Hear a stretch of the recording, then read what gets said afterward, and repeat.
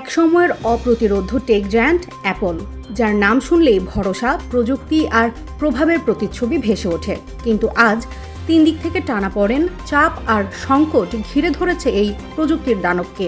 Tim Cook কি প্রস্তুত ছিলেন এই ঝড়ের জন্য? চীন থেকে ভারতে সরিয়ে বাণিজ্য যুদ্ধ এড়াতে চেয়েছিলেন তিনি, তবুও রক্ষা হয়নি। ট্রাম্পের রাজনৈতিক আগুন সরাসরি এসে পড়েছে অ্যাপলের ওপর। যুক্তরাষ্ট্রের প্রেসিডেন্ট ডোনাল্ড ট্রাম্প ঘোষণা দেন, যেসব আইফোন আমেরিকায় বিক্রি হবে সেগুলো আমেরিকাতেই তৈরি করতে হবে। ভারত কিংবা চীনে তৈরি হলে বসবে ভয়াবহ 25% শুল্ক। কেবল শুল্ক নয়, অ্যাপলের আরেক ব্যর্থতা অ্যাপল এআই বিপর্যয়, যেখানে গুগল, মাইক্রোসফট, এমনকি ওপেন এআই সবাই যখন ভবিষ্যতের পথ দেখাচ্ছে, সেখানে সিরি আজও বুঝে উঠতে পারে না আপনি কি গান শুনতে চান। অ্যাপল ইন্টেলিজেন্স বলা হলেও বাস্তবতায় দুর্বলতার প্রকাশ।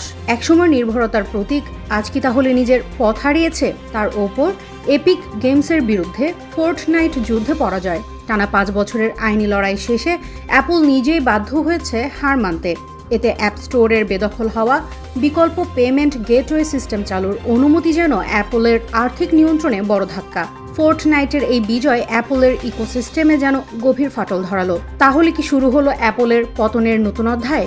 নাকি এই ঝড় পার করে আবারও ফিরে আসবে একচ্ছত্র শাসক হয়ে? আর টিম কুক প্রমাণ করবেন তিনি এখনও খেলার মাঠ ছাড়েননি।